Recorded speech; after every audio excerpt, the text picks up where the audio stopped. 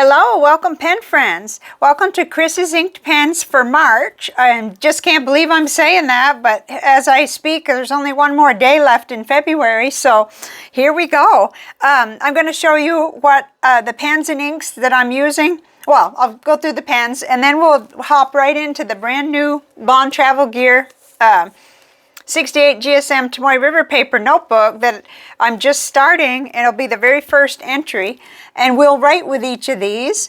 And of course I have the ink tiles so I can show you the colors and everything, and then we'll go and chat in the library, I guess. So I'm a little out of practice here, but it looks like definitely I have 3 Lamis and 2 Twisbes, 1 Genhao, a Hangen, and a Pelican. So we'll go through each one. This is the Pelican M800, black and blue, I think it's called, or blue and black. It has a fine nib, but it writes like a medium, and it's super smooth. I'm trying out a different ink in this one, another blue-black ink, but I had been using Pilot Asagayo, and I think I'm going to end up going back to that, but we'll see. Because I just love the pen, and I can't seem to keep it not inked, so... And then next up, this is the Hongdian Forest Rainbow, and it's got a Fude nib. And this is one that I reminded myself during ink event how much I love it. And one of the inks I wanted to try out from pen friend Kathy happened to be just the right color that I just made me think of this nib. So I got this pen out. And then next up is an old favorite, Genhao X750. I think it has a broad nib on it, definitely. And it's the Shimmering Sands. And it's just one of my favorites. It doesn't maybe get in rotation as often because I grab toward the purple one. Oh my goodness, I am inky today. I cleaned a whole bunch of pens this morning. I gravitate toward the pink and purple one, and even the silver one, but I do love the Shimmering Sands one. And then next up, and kind of a tribute to all the Lami drama going on, this is my Lami Safari in Dark Lilac, and I have in it my ink that I think comes as close as I need to be to the original Dark Lilac ink, so we'll look at that. And I was going to say, I hope I found the tile. Yeah, I think it's in there. I have to trust my work yesterday. And this is a broad nib. So next up is my new Lami Vista. I replaced the other one, and I kept the other one as a, kind of testing out rough inks, maybe you should say, because I wore off all the silver on my other one, and it's stained in the section, but this is a brand new one that I got with channel funds not too long ago, and it has a broad nib on it. And let's see, I can't remember the nib on this one. I'll have to... Okay, I took a peek. Okay, and then this one, whoops. Oh, I don't like it when the Lami logo doesn't show. This is a Lami Allstar in bronze, I think it is. Yeah, and I have a broad nib on this one. Oh, I'm looking back, and I did a nib mistake on the Lami Dark Lilac. It is a 1.1 on this one and a broad on the Vista. Whew, okay. I just have to get comfortable with imperfection, that's all. So definitely, let's open it up. Broad nib. That's what I thought, but okay. And this was a pen friend gift from an anonymous viewer who sent a box of 30 pens, so very nice. This was a pen friend gift from the Pelican from pen friend MS last year. And it has the nib has won me over, and the weight of the pen and everything. So moving on to the 2 Twisbes. The first one, the Twisbe EcoJade, and this has a broad nib. I had a green ink I wanted to put in there. And then the last but not least is the Twisbe EcoCilan blue. Yeah, I'm questioning. I'm asking, right? Cerulean blue. I sometimes can't say it right. And this also has a broad nib. I'm starting to kind of, I love the Twisbe Ecos with the medium nibs, but I just love a broad nib for letter writing so much. And that's what I'm doing a lot of, journaling and letter writing. So I've just been choosing broad nibs quite often. So I will get it all set up so that we can write in this notebook, and I'll be right back. It's kind of a funny time of morning, but to do a video, but the cats are all settled right now, so it's really no choice. It's like having toddlers right now. So the first pen, of course, is the Pelican M800 with a fine nib, and I chose Twisbe Blue Black. It has a lot of permanence, and I was really wanting to kind of remind myself how dark the ink is and whether it was going to be smooth. It should be really smooth with this pen, but it has been the brighter Pilot Asagayo that I had kind of been putting in this pen every time, just about every time. So here we go. See, I've got 8 spaces. I think I have 9 spaces. I figured I would ink up at least one more. So it's nice and smooth. And this is a nice dark ink. I think it dries darker than it looks when you first hit the page with it. So Pelican M800 with a fine nib. I have to always remind myself because it writes so so much like a typical medium. Twisbe Blue Black. I love this ink, and I noticed I have quite a bit of it left. I'm only down like to the rim of this large bottle, so I wanted to just really get a feel for it, because if it would work, I like having a blue-black inked all the time. So we'll see how it goes over the course of the next couple weeks and month, and I will be back, of course, with a progress report for you in the middle of the month. I like doing that to keep myself on track. And then next up is the little Hangen Rainbow with a Fude nib, and I put in it Birmingham Violet Sea Snail. Isn't this gorgeous? It's a purple, and it came in the mail from pen friend Kathy as a sample, and this one really caught my eye. And all I did was just sort of lazily, you know, make little marks beside the ones that she sent, so I could see which ones I wanted to start with. And this one stood out right away, and another one stood out, which you'll see in a little bit.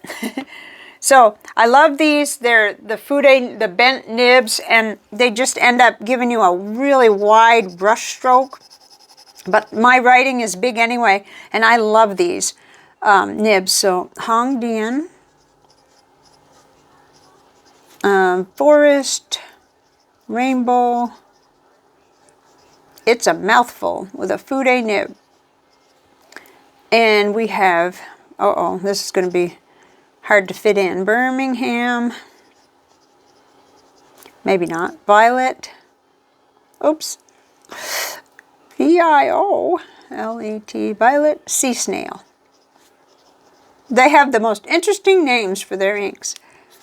And it's just so juicy, and it's a complex ink, I think. It's got that beauty coming out of it when you hit it with water, so I can't wait to play with this in my journal, especially in my process journal where I use my water brush. It's going to be fun.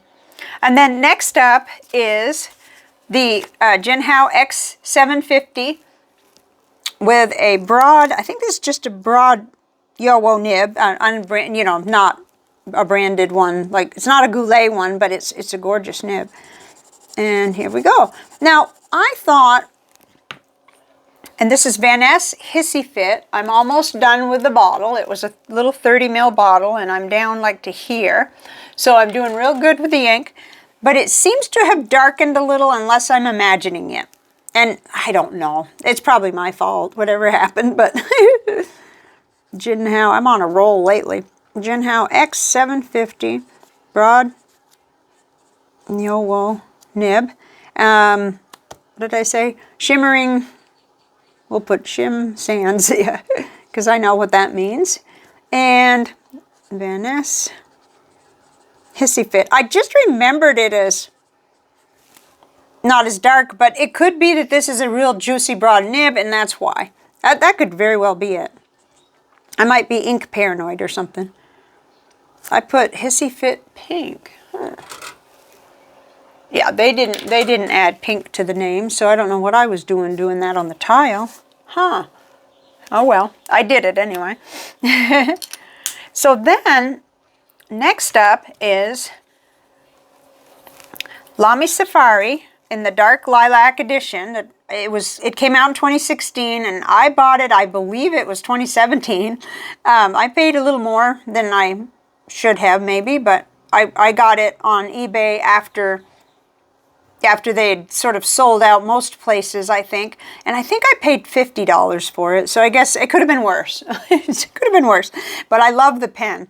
So I have put in it Diamine Flowers Series Pansy, because in a nib, I think this is a very good ink for, you know, if you like the looks of the dark lilac, which I still have a little bit in my little sample that Pen Friends sent. So I'm you know, I cherish that, and I kind of, you know, hoard it a little bit and use it when I want to.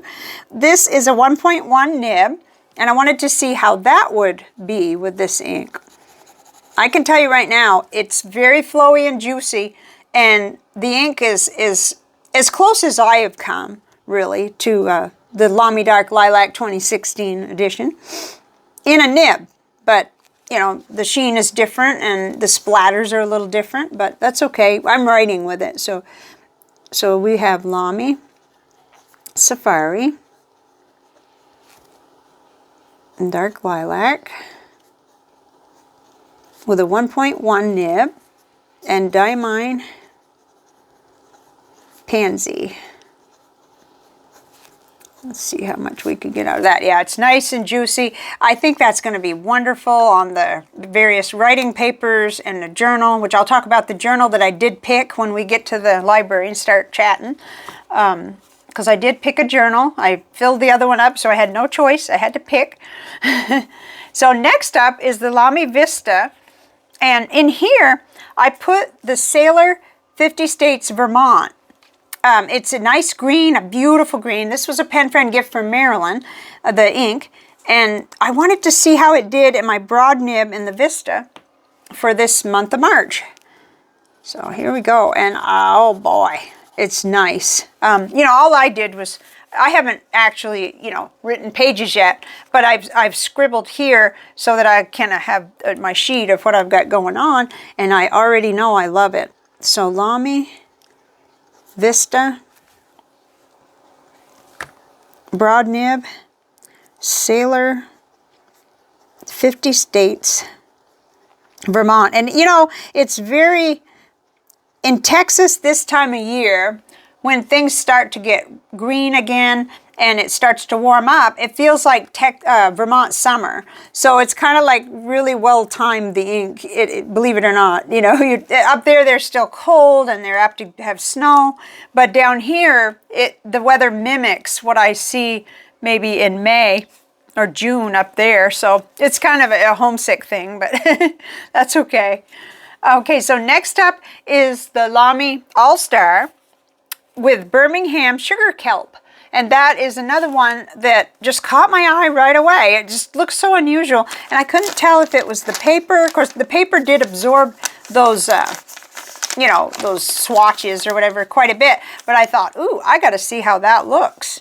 And I'm never attracted to yellow ink, but as long as it has saturation and it's more gold or kind of greenish or something, then I like it. So I don't know what you'd call this, but I like it. Let's put it that way.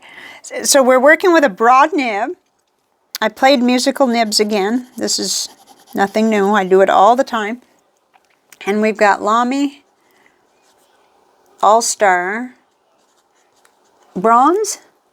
How come I'm asking all these questions? I'm supposed to be telling. Bronze with a broad nib and Birmingham. I think this is going to be great. Sugar Kelp. And the water, the ink water on this was like psychedelic, bright, toxic green. It was just amazing. It was like brighter than this label. Made me think of something back in the 80s. Okay, so there we go. It's a nice, juicy combination. And, you know, don't ask me why I picked this pen, because it doesn't match, but it just came to mind, and I thought, I love the All-Stars. I'm really getting kind of a collection of them now without really intending to. The people knew that I like them, and I had some people that were sending because they were downsizing their collection. And that was an anonymous pen friend, so, well, wanted to be anonymous. Okay, so next up is the Twisbe EcoJade with a broad nib, and I decided to use Diamine Sherwood Green because I have a whole bottle of it that I won in a contest, and I haven't explored the ink enough. I hadn't used it in enough different nibs. I had a sample of it when I first came into the hobby, but I was using medium nibs, and some of those medium nibs weren't very juicy. So this nice broad nib will give me a chance to see, do I like this ink enough to keep the bottle? I think so, but I'm not sure. And then I realized, well, they're kind of close, the two greens, but they are different, really. They are different, and if you really look at them, you see almost more teal in terms of the Vermont, the 50 States Vermont. And this one, the card, I swear, looks lighter than what I would think it would look, but maybe it's because it's 7 years old. I don't know. I just know that I'm getting out of the nib a very, very similar but different toned ink, it shows. So Twisbe EcoJade Broad Diamine. I didn't get very adventuresome, did I? But I did get some Easter colors in here. You'll see. Sherwood Green. The only thing I kind of thought was, well, gee, I almost always do Supernatural. So I probably will wind up, before, you know, you'll find out when I do the progress report, I'll probably wind up filling that Opus 88. But I kind of thought maybe I'd take it slow and see how it goes with these first. See how fast I'm using up my ink. Okay, and then last but not least, it was a neat little happy accident. I was looking for something I hadn't used in a while for ink, and I was reminded of this pen, the Twisbe Eco Cerulean Blue and the Twisbe Sky Blue, and I thought, I wonder how that would look, because I know this is a generous broad nib. So I thought, well, that's a nice Easter color, like, you know, a nice March. Well, I guess Easter will come at the end of March. But anyway, it's, you know, throughout the month, we're in that mode. So Twisbe Eco. I can never spell this, but I think I might have gotten it right over on this paper. C-E-R-R-E-L-E-A-N. Maybe not. That doesn't look right. Blue. Cerulean, but we know what we're trying for. Broad nib with Twisbe Sky Blue. I think with the broad nib, that's going to be great. I really do. Let's see. Let me try that again. Yeah, it's nice and juicy. It's going to be plenty readable on anything that I'm going to write on. So, because I do kind of tend toward just a little bit brighter. Let's see. Is there one? Well, no. The one that was catching my eye was something from the... Oh, that's Diamine Aqua Lagoon. Okay, so that one has great shading properties. This one's going to be pretty straightforward. I don't know that it'll have shading, but it is a lovely kind of Easter color. And I feel that way about the Violet Sea Snail, the Hissy Fit. Even this one, I feel like is an Easter color. Even though it's not full yellow, it's kind of Eastery. And then so is this kind of turquoisey color. I don't know about the greens, so I may end up filling this one. I really like that ink. It's my favorite, the Supernatural. But I do tend toward a darker green just recently, just very recently. So those are my 8 pens and inks. So I'm looking forward. I've got doing really well, I think, or whoops, I guess I've got the set sideways. So I'm doing well with my pen pal writing, and I'm doing super well with my journaling because I have to journal every day just to survive, I think, right now. But anyway, we'll talk about that over in the library. So I'm all set up over there, so I'll meet you there. There, so here we are in the library. I think the palette is good. I think it's going to be really nice. It leaves me a little bit of expansion room for grabbing up some other pens, you know, starting with just 8, because I do tend to have I allow myself sometimes to get up to a dozen inked up, and it doesn't seem like too many because I'm writing letters and I like the variety, and I have a little bit of a clue sometimes of what colors, you know, my pen pals might like to see. Or it's not like I'm exploring really new inks this year, but it's just it's fun to have that variety when you sit down to write letters. And that's why I want a complete new palette every month, because of letter writing. And with journal writing, I often go ahead and continue and finish fills on the pens from the month before. So I do have several. Even though I must have cleaned 8 pens, I still have a few stragglers in that Galen tray that I'm still finishing from February. So, but March is going to be a pretty month. I mean, it looks like nice inks and really flowy stuff. And let's see, did I end up with more than one? Just one stub nib. That was something that I kind of wanted another one. So maybe I'll even try and see how the Colorverse Supernatural looks like in a stub nib, because I have several broad nibs there. So that, I think it'll be fun. And I did, you know, I don't know if it's going to make a difference. I did do a little card, a little index card today. But I think the first thing I wanted to talk about was, I talked about how I had to pick a notebook for my regular long form journaling. And I showed 2, and then I didn't pick either one of those for right now. Even though the larger one with the lined, the thick one that looks like it's either Tomoe River paper or Cosmo paper, it's so great, and it's so big and beautiful and everything, but for some reason I wanted a smaller one, maybe just to get through this next little bridge between the stressful time and maybe what I think might be things calming down. I don't know. So I thought I would get through this smaller one faster, and it's called, let's see, the company is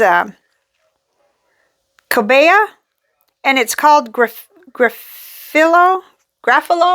Anyway, it's just a little bit smaller than an A5.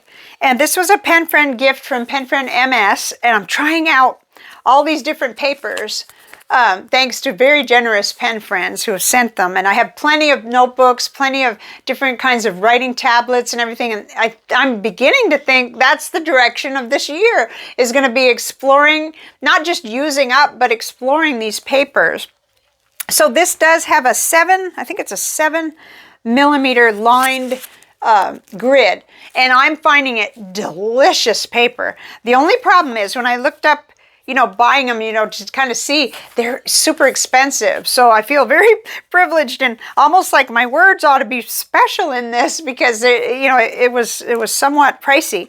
But the other neat thing about this is that pen friend Kathy also sent some little samples. I think there's 4 sheets of this same kind of paper that she got from Jet Pens. And so I'll be able to try and see if there's any difference in the paper, and I'll be able to, I haven't explored yet how many sheets come or how much they cost or anything like that. And not buying anything this year, I still want to know, you know, like if I fall in love with this paper, what am I in for, or how will it work? So it doesn't have any kind of a band, and it doesn't have the, you know, a pocket in the back, but I think I can glue an envelope to put some of the things I wanted to put here. And I did do a pen test. Let's see. It's just absolutely, I don't know how to explain the paper. It's smooth, but it doesn't feel like dry paper, and it doesn't feel like super textured either. It doesn't really feel like Clairefontaine at all, because it's just a little, not toothy, but it has just slight, you know, texture. The weight is perfect. It almost feels like a slightly heavier than 68 GSM Tomoe River paper, but the inks just look fabulous on it. I don't know if I can show that off here, because it's pretty hard to do with the lighting and the time of day, but gorgeous. No bleed through. There's ghosting, which tells me no wonder I like it, because I always like the papers. Oops, there goes everything. That's okay. No cats are here but to take it away, but I always love CVS caliber paper, Tomoe River paper, and both of those type papers ghost. But anyway, it's just slightly narrower than A5. It's the same height, and I'm finding it excellent. I love it. I put my Texas sticker that I got here locally at a place called I've just gone completely blank. I'll think of it before the video ends, I hope. I don't know. My brain is jammed with stuff. So that's what I wanted to say about the notebooks. That's going to drive me crazy. It's a place over on, way over on Alameda. Anyway, it's got all kinds of neat things. It has a wall of stickers that you wouldn't believe. Just wouldn't believe. That's where I found a sticker that said, like cat family or cat mom or whatever. And I've got to go back there sometime, but I'm also not spending money. So it's a little tricky. So the next thing on my little card to talk about was Toby. And I did do a community tab update on him. Toby is our recent rescue cat. He's about 2.5 years old. He got neutered on Monday, the 26th. So we finally have accomplished this after waiting for 2 months for our appointment.